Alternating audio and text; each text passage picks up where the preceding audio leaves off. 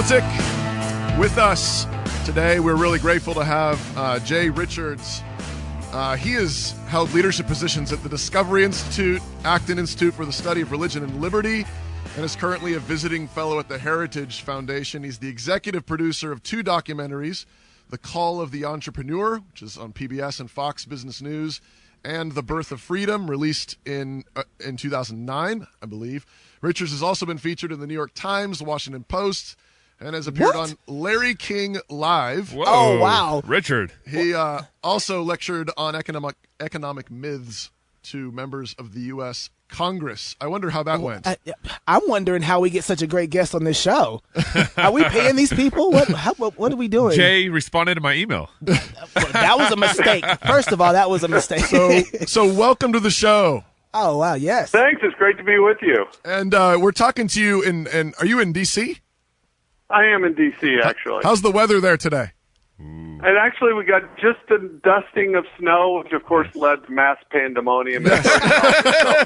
Shut down. Which we want more snow in D.C., don't we? My family moved from Alaska to Maryland when I was 14. And I remember us showing up to school several times when there had been dustings of just a dusting and school had gotten canceled. Yep. And my family we just couldn't figure this out because in Alaska, school never gets canceled for anything. Yeah. No, of course. No, but nobody quite knows what to do down here. So yeah, sure. you have major emergencies if even there's a rumor of snow. Yeah, seriously. Yeah, there's the right. bread and milk runs. So we particularly want to talk to you about your book, Money, Greed, and God. And the subtitle is Why Capitalism is the Solution and Not the Problem, which is a terribly provocative title. Yep. So I want to start by just asking you, can you define for our listeners what is capitalism? And then secondarily, why should we think it's a solution? Yeah, it's a great question. In the book, when it came out, I had written it before the financial crisis, and the financial crisis happened before the book was released. Oh, man. And so the publisher actually came up with that subtitle, Why Capitalism is the Solution and Not the Problem, which wasn't my favorite, to tell you the truth, because the word capitalism comes from Karl Marx. He's the guy that invented that word, but we're sort of stuck with it. And so it essentially refers to the economic system that's something like the system that we have here. But to put the sort of best understanding of it, what I talk about in the book and what we mostly mean by capitalism is just an economic system in which you have private property, limited government, a rule of law, a banking system in which people are otherwise, within the rule of law, free to buy and sell and exchange goods and services. So the government doesn't tell you the job you have to do. The government doesn't, tell you necessarily how much you have to pay people. You're free to make voluntary exchanges with people for stuff that you buy in the marketplace and for buying and selling. That's essentially what capitalism in the best sense is. I prefer the term free enterprise, but it's certainly not the idea that everybody gets to do what they want to do. It's not an embrace of greed or anything like that. It's just an economic system with the rule of law and economic freedom. And so I think as long as you are able to define it properly, it's easy to defend, and it's also very easy to show why it's compatible with the Christian worldview. Now, but Marx comes up with a title, this term. Obviously, he's not in favor of this term. Why is he coining this term in order to, he's trying to label something that he thinks is a massive problem. Exactly. And so for Marx, the global economy went through various stages. So it started with a kind of primitive slave economy. Think of the ancient Egyptian society in which you got a pharaoh and a bunch of Jewish slaves. That's kind of the early stage, and then something he called feudalism. And then capitalism was the stage, he said, where there were massive collections of capital. That is a whole lot of money and property held in the hands of a few rich guys that have all the gold and own the factories. That's what he meant by capitalism. Yeah. And then he said that would eventually be overturned by revolution because workers would be so oppressed that they'd kill the capitalists, and then the state, that is the government, would own everything on behalf of the people, and that's what Marx called socialism. And most people don't know this. That's what Marx actually just thought that was supposed to be a temporary stage until people essentially lost their attachment to their possessions And then Marx said that the state would wither away and you'd get this utopia that he called communism. That's the theory. Magic. You know, it always got stuck. Everybody tried this, got stuck in that socialist stage. Yeah, and the reason is that. because Marx completely got the details wrong. Wasn't true. In fact, when he was writing the Communist Manifesto in 1848, he had predicted that the wages of the workers in the factories should be going down. That's what his theory predicted. Well, the wages of the workers in London, 2 miles away from his apartment, were going up rather than down. And so it turns out that if you might have wanted to call it capitalism, you might have wanted to say it had nothing to do with anything except a few guys owning everything. In fact, everybody ended up better off as a result of his system. And that's why no economists actually take the theory seriously anymore. Sort of, right? I mean, like in some sense, like we're seeing kind of this resurgence of a desire to have socialism in our economy. I mean, from Bernie Sanders, free education, some of that, and then you got free chocolate milk for everybody. We're working on that. Yes, exactly. Well, and this is sort of the dilemma. It's honestly the reason I wrote Money, Greed, and God and still work on these issues. Is that it's hard to find an actual economist who would tell you that Marxism makes sense. It's hard to find an economist that says, yeah, if we collectivize all the farms, we'll all be better off. I've literally never met an economist that said that. Nevertheless, socialism appeals to a lot of people that don't know anything about economics. They don't actually understand what happens, to the price function if you do this sort of thing. And so lots of people, including a lot of well-meaning Christians, as long as you're just thinking, oh gosh, wouldn't it be great if everybody could have free health care and free college education, and you don't think about the fact that, well, no, those are scarcity, so those are going to cost somebody something. Right, well, you can't make college free. You can make it free at the point of service, right? As long as somebody else has to pay for somebody's education. Right. That's right. And so these things appeal to us at a kind of a level of moral intuition if we know literally nothing about economics. And that's sort of the difficulty, is to say, well, you know what, you should probably learn a little bit about economic reality before you apply your moral intuitions to these things, because otherwise you can end up messing things up very seriously. But I think that's part of, my issue that I see in all this is I think Christians have a good worldview when it comes to, serving one another. They have a good worldview in terms of kind of how we want to understand economics, but that's not winning the narrative, right? Just because just because you understand economics is actually we're losing the narrative to socialism in some sense. And those people don't even care about economics. How do we address that problem of the narrative versus reality and what should be happening there? You see what I'm saying? I mean, it's a tough trick, because it's literally what I spend my time doing. And so the first thing I do when I'm talking about these issues is not say, okay, let's talk a little bit about supply and demand curves and the price function. And everyone falls asleep. Yeah, and we all had that macroeconomics class in college. That was designed to prevent you from liking economics. That's what that's for. Yeah. And so you don't lead with that. What you lead with is, okay, what would we want from an economic system? Why are we interested in economics at all? It's usually because we want to know, okay, we'd like people to be free, we would like the poor to be able to be lifted up, we'd like the ordinary person to be able to flourish and have a flourishing life. Yeah. You say, okay, great, now we're all agreed on that. That's what we want. Now we have to figure out, how do you best get that? That is, if you look at the societies around the world, you look at history, what are the conditions by which the most people are able to actually have a flourishing life and get out of poverty? Mm-hmm. And then to answer that question, well, you got to look at the details. You got to look at what's actually happened in economic history.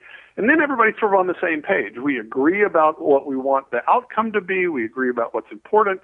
And then everybody knows, okay, well, you can't figure out from your moral intuitions what system works the best. You actually have to do a little studying. Just like you're not going to be able to figure out how to make a plane fly as an aeronautical engineer, an airplane builder, by your desire to do that. You have to actually know something about Bernoulli's principle and lift and aerodynamics. Right. Same thing when it comes to economic systems. It's an empirical question. That is, it's a question about we have to observe what do we know has actually worked and what do we know doesn't work. And that's that.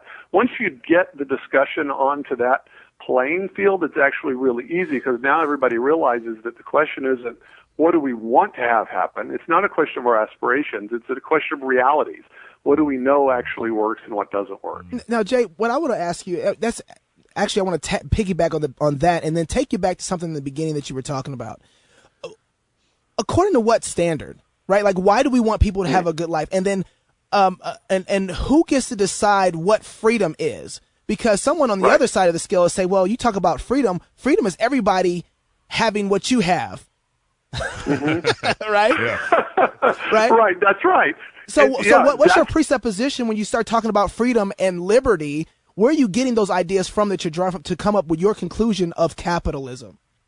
That is a great question. And of course, if you're in a room with philosophers, nobody's going to be able to agree as to what freedom is, unfortunately. But what I found, honestly, I think the fact that most people want the poor to be better off, that we think people ought to have dignity, I think that's actually derived, frankly, from a Christian worldview. It's just that even secular people in the United States, they have the kind of, it's like the glimmers of the Christian idea of the dignity that every person is supposed to have, even if they don't know that. Even the atheist Ayn Rand believed in this dignity of the individual. So in some ways, they're drawing on this Christian worldview when they're talking this way, even if they're anti-Christian. That, to me, that's a sign of grace. That's God's common grace that we at least have that. As long as people haven't had that sociology class in college and gotten totally confused, they have some idea that, slavery and bondage is worse than freedom. It doesn't mean you're guaranteed everything, but at least people ought to have the freedom to try to better their lot, to try to work for other people and serve other people in order to provide for their children. Most people that's usually not what people will debate on these discussions. It's not, they won't say, well, freedom's bad or it's bad to help your children.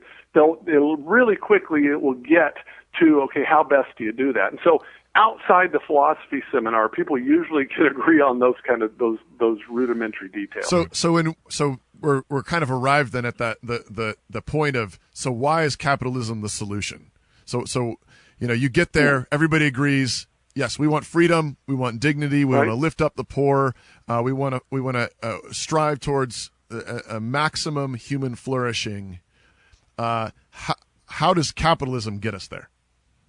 Capitalism gets us there, at least if I'm talking about the system that we more or less enjoy in the United States, that most of the developing world or the developed world enjoys. It's the solution to the main question that people ask in economics, at least. What's the best way for large numbers of people to emerge from what economists call absolute poverty? So in other words, that bone-grinding poverty in which people literally don't have enough calories to eat every day, where they don't have shelter or clothing, abject or they die. Poverty. Yeah, abject poverty. I'm not talking about the poverty we have relative to Bill Gates. I'm talking about very serious poverty.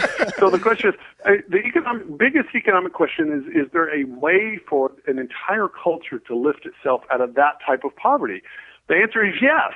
There wasn't an answer to that question 1,000 years ago, but now we know that societies that have certain properties in common, their people, at least over time, work themselves out of absolute poverty. There'll still be relative poverty. There always will be, but we actually know a pathway up the mountain, if you want to think of it that way. And so that's it's only systems that have private property, rule of law, detailed property, entitling rights, and economic freedom that actually achieve that. And so if that's the question you want, capitalism is your answer. So, and I'll just press it a little bit more. So, and why? So, why? Can you point us to some signposts here? I mean, I know that the economics itself is in depth, but nevertheless, the good of private property, the good of freedom of commerce, and to buy and sell and so on. Why is that objectively a better solution than state-run property or state-owned? Why?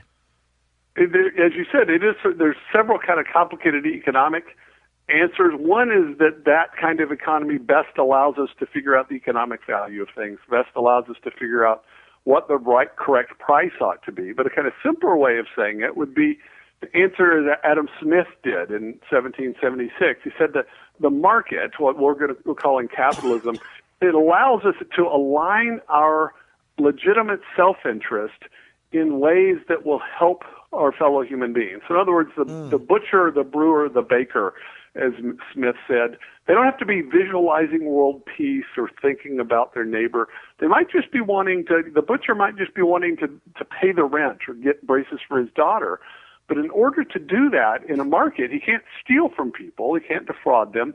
So the butcher will have to provide meat for customers that they'll freely buy at a price they can afford, and to try to do it better than his competitors. In other words, the market system, the capitalist system, allows people to pursue their perfectly legitimate self-interest, but to do it in a way that actually benefits their fellow human beings. And there just isn't any other system that aligns our self-interest with the collective interest as well as the market system does. In fact, there's not another known system that really does this at all. Now, Jay, let me push back here on this. You said that capitalism is probably one of the best systems that help us kind of define what value is. Now, what do you say about minimum wage? The government's defining what value is, and it's helping the poor. That's what people think. But when people tell me that, I say, so explain to me, because a minimum wage basically tells an employer, okay, you're not allowed to pay anyone below this wage to work for you, even if they're willing to do it freely. And so what people are saying is, okay, well, if that's a good idea, if that's going to help the poor, why don't we make the minimum wage $100 an hour? Because surely people will be better off at 100 than at 15, which is, for some reason, we've picked 15 this year as the best minimum wage. Well, everybody knows that's crazy, and the reason is because they know intuitively that, look, you're not going to get a legal job if the minimum wage is $100 an hour unless your labor is worth at least $100 an hour to someone, and it's probably not. And so what people are saying when they say that the poor will be benefited from a minimum wage, they're saying we can help the poor by making it harder for employers to hire them, which makes absolutely no sense. I mean, the reality is that there's somebody in any community who is the least experienced and has the least skills. That's the person that most needs to be able to get a simple job, right? The bottom rung of the economic ladder. If you raise the minimum wage, what you basically are doing is cutting off the bottom rungs of the economic ladder, and you're harming selectively the very people who most need help. Right. And anyone that understands economics understands this. This is why I often use the minimum wage as kind of a litmus test. People say, oh, I understand supply and demand, I understand prices. Right. I ask them about the minimum wage, and if they can't sort of noodle their way through that, then it's clear that they don't quite get economics 101. Right. Think about like if you're in a small town and there's one big, you think about sort of a caricature of probably what Marx was envisioning, but you've got this one business owner. He owns most of the property in town. He owns the factory. Everybody is sort of at his mercy. Doesn't the free market in that town allow him to continue to oppress and sort of, keep everyone under his thumb? The market certainly does. Now, it certainly doesn't. I mean, if you think about it, this is why I'm always amused by people complaining about Walmart. I mean, if you look at Walmart, I don't especially like Walmart myself. I buy everything online. But no Watch your mouth, Jay. Watch your mouth. Watch your mouth. But no company has probably done more for lower-income Americans than Walmart. Thank you. And I mean, if you look at the history of Walmart in Arkansas, what most towns had before Walmart came along was they talk about the mom and pop store. What it was is the monopoly in your town that didn't have any competition. Ooh. The way Walmart got big was not by stealing from people, but by showing up and actually creating competition for companies and local stores that weren't doing well and hiring local people. That's right. They got big not by being evil, but by being good and serving customers. And so the nice thing, especially about a modern economy, it's actually really hard for people to be monopolists. If you have one store anywhere in the United States that's trying to overcharge you for a basic good, you know who's undercutting them is Amazon.com. Yep. Yes. And so everybody has. It's almost impossible. 100 years ago, it would have been easy for a store to try to be a semi-monopoly. It's actually very, very hard in 2017 for a company to do that. Wow. Jay Richards, he's a little hot over here. Money, greed, and God. When we come back, he's going to solve poverty with 10 easy steps. You don't want to miss this. Next on CrossPolitic.